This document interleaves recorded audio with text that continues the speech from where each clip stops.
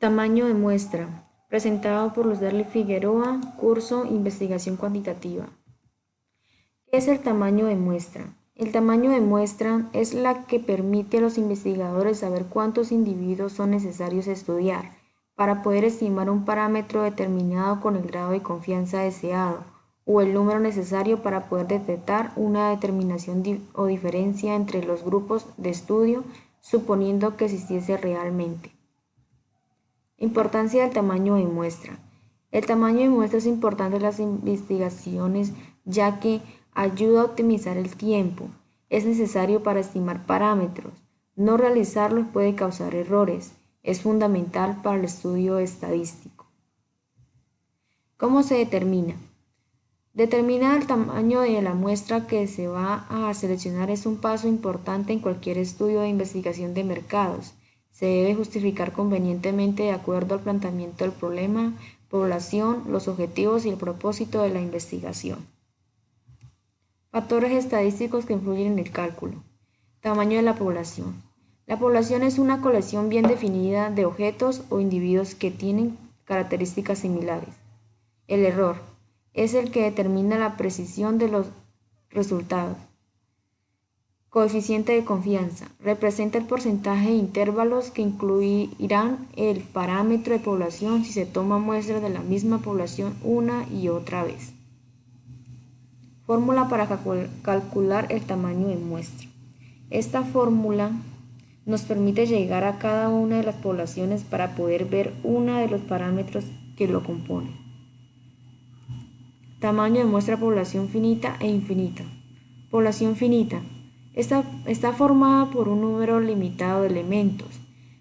Por ejemplo, la población estadística que nos indica el número de personas de una universidad es finita.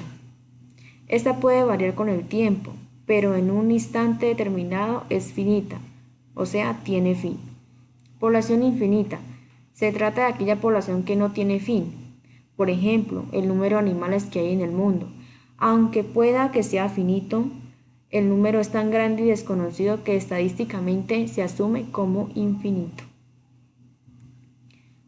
Las variables que se utilizan.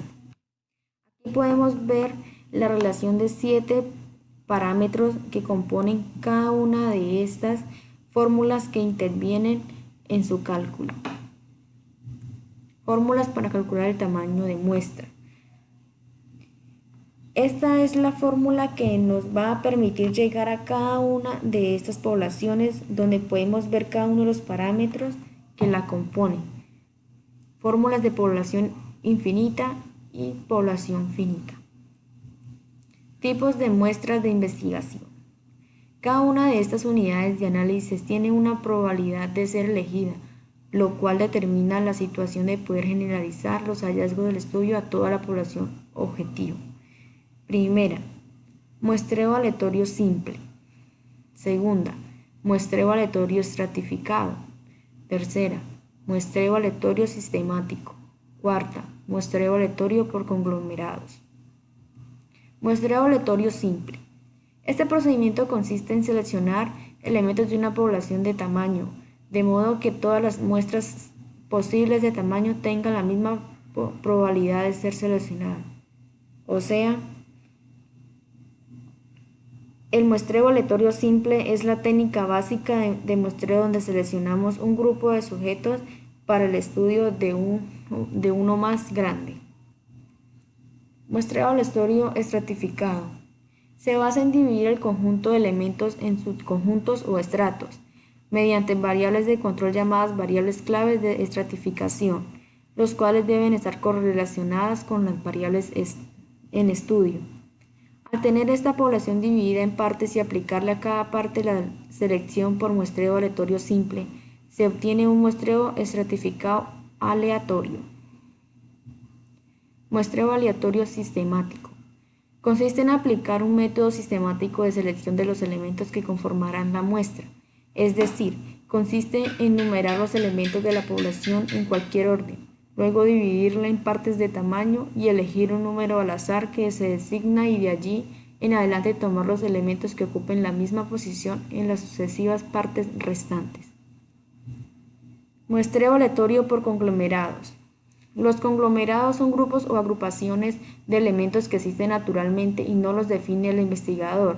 Se selecciona una muestra aleatoria no de sujetos, sino de grupos de individuos como familias, casas, pueblos, escuelas, municipios, etc.